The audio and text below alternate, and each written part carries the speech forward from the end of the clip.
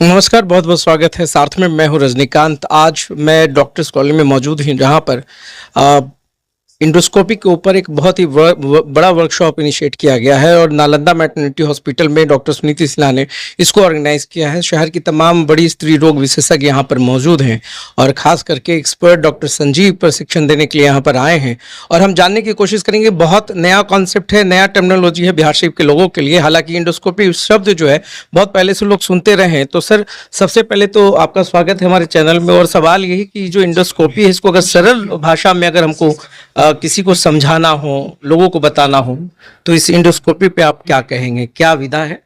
Gynae endoscopy का मतलब ये सामान्य भाषा में अगर सामान्य लोगों के लिए बोलें तो गायनी दूरबीन सर्जरी है। इसके दो हिस्से हैं। जब हम बच्चेदानी के अंदर दूरबीन डालते हैं तो उसको हिस्ट्रोस्कोपी कहते हैं। जब हम पेट में दूरबीन डालते हैं तो लेप्रोस्कोपी कहते हैं। लेप्रोस्कोपी सबसे बहुत ज़्यादा लोग अवेयर हैं। हिस्ट्रोस्कोपी से गायनिकोलॉजिस्ट तो अवेयर हैं ही, लेकिन जनसाधारण को इसके बारे में थोड़ा सा जानकारी की जरूरत है। तो गायनी इंडोस्कोपी का मतलब ये दोनों मिला करके हुआ, हिस्ट्रोस्कोपी और लेप्रोस्कोपी। जो अभी मॉडर्न ट्रीटमेंट की विधि है, मॉडर्न ट्रीटमेंट में सर्जरी की एक विधि है जिसमें पेट को काटना चीरना नहीं होता है। मामूली से पेंसिल के बराबर के छेद से या हिस्ट्रोस्कोपी में उसकी भी जरूरत नहीं है। जो नेचुरल ओरिफिस है, नेचुरल जो छिद्र हैं, उसी के द्वारा दूरबीन जाता है और उसके अंदर पॉलिप है, सेप्टम है, फाइब्रॉइड है, जो कुछ भी है उसको हम लोग सर्जरी करके बाहर निकाल लेते हैं और मरीज को अस्पताल से यथाशीघ्र छुट्टी हो जाती है। मतलब किसी को 6 घंटे में भी, किसी को 12 घंटे में भी, किसी को 24 घंटे में, ज़्यादा से ज़्यादा 24 घंटे तक अस्पताल में रुकने की जरूरत है। इसमें खून का स्राव भी नहीं के बराबर अगर समझिए तो 10 से 20 ml है, जितनी खून आप जांच के लिए नॉर्मली ब्लड एग्जामिनेशन के लिए देते हैं उस तरह से। तो दूरबीन सर्जरी आज के इरा में अगर कहा जाए तो वरदान है। और अभी जैसा हमने बताया अभी कि गायनी इंडोस्कोपी अभी हर सर्जरी गायनी की, बच्चेदानी, अंडेदानी और ट्यूब संबंधी हर ऑपरेशन दूरबीन से संभव है।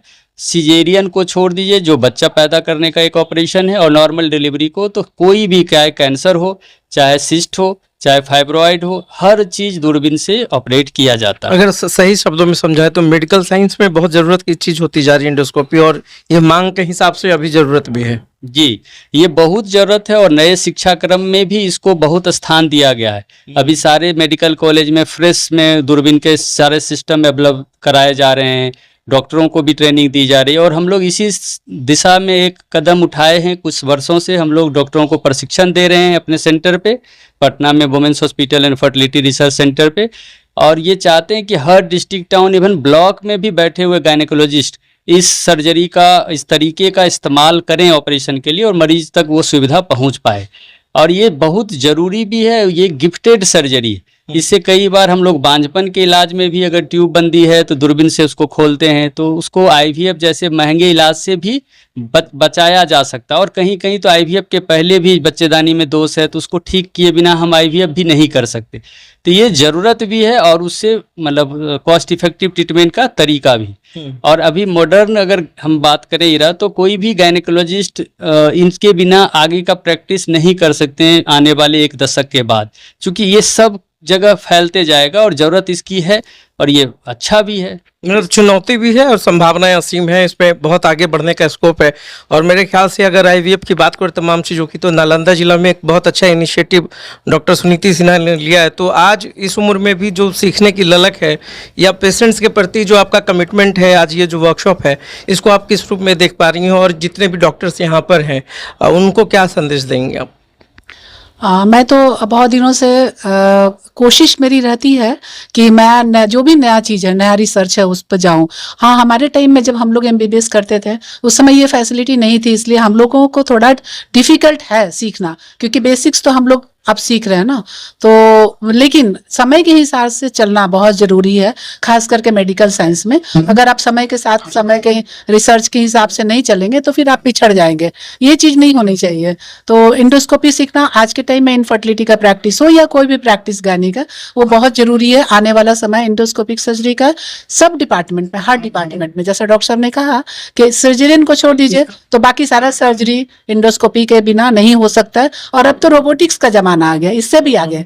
तो पहले तो हम लोग इंडोस्कोपी जाने, उसके बाद रोबोटिक्स, अब तो लोग रोबोटिक्स करने लगे हैं। तो अपडेटेड होना बहुत जरूरी है। और बिहार शरीफ में मेरी बहुत दिनों से ये इच्छा थी, इस वर्कशॉप को कराने के लिए मैं डॉक्टर संजीव का बहुत बहुत धन्यवाद करना चाहती हूँ, जो हमारे यहाँ आके और ये इसको सक्सेसफुल बना रहे हैं। और हमारे जगह की जो गायनेकोलॉजिस्ट हैं, उन लोगों के लिए भी बहुत बड़ी संभावना है कि वो इनके सेंटर पे जाके हैंड्स ऑन करें और देखें कि अभी आने वाले टाइम में कैसे हम सीख सकते हैं इन सब चीज़ों को। मैडम, बिहार शरीफ की बात करें तो अगर हम कॉस्ट इफेक्टिंग की बात करें तो कितना कॉस्ट बैठेगा इसमें और कितना खर्च आ सकता है किसी भी एक नॉर्मल पेशेंट्स को? देखिए, वो तो डिपेंड करता है पेशेंट को क्या परेशानी है, खर्च उस पर डिपेंड करता है।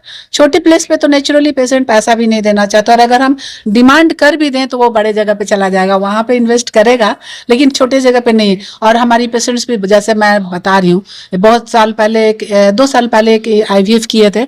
वो पेशेंट मतलब कहाँ की थी, बोली IVF के बाद मैडम हम धान रोपने जाएंगे। तो हमारे पास उस तरह की पेशेंट आती है, तो उसके हिसाब से कॉस्ट इफेक्टिव नहीं रहेगा, तो वो लोग नहीं करवाएंगे, या फिर वो चाहे तो नहीं करवाएंगे, या क्योंकि उनके पास पैसा नहीं है, और नहीं तो जो एफिशिएंट है वो लोग बड़े जगह पे चले जाएंगे, फिर हम लोग उससे वंचित रह जाएंगे। जो मैडम ने बोला कि कॉस्ट इफेक्टिव की बात, तो आप समझिए कि पुराने ज़माने में जो ऑपरेशन होता था पेट को चीर करके, तो उसमें अस्पताल में 1 हफ्ता 10 दिन रह के टाँका कटवा के घर जाते थे। तो आपकी दवाई, रहने का या बाकी खर्चा, उतनी दिन की परेशानी, और दूरबीन में आपका हॉस्पिटल स्टे इतना कम है, तो एक तरह से सोचा जाए तो उसके कंपैरिजन में कॉस्ट इफेक्टिव भी है। और आप अगले ही 1 हफ्ते के अंदर अपने जॉब में लौट सकते हैं, अपने ऑफिस में काम कर सकते हैं, या जो भी काम करते हो, तो आपका काम भी प्रभावित नहीं हुई, लंबी छुट्टी नहीं चाहिए। Post op pain 80-90% open surgery की तुलना में कम होता है। तो ओवरऑल खून का लॉस, हमने जैसे बताया कि अगर किसी का हीमोग्लोबिन 7-8 भी है, तो हम लोग खून का इंतजाम बिना किए दूरबीन सर्जरी करते हैं, क्योंकि उसमें 10 से 20 ml मात्र लॉस है। तो फाइनली मरीज को इसका फायदा ही फायदा है, कॉस्ट के सेंस में भी और ओवरऑल मेडिकल आउटकम के सेंस में। तो उसके बाद जैसे मैडम ने बड़ा अच्छा उदाहरण दिया कि IVF करा के लोग धान की खेती में जा रहे हैं, या दूरबीन सर्जरी करा के लोग टीचर हैं तो अपने जॉब ज्वाइन कर लिया और 7वें दिन आके टाँका कटाते हैं। ऐसा अक्सर होता है।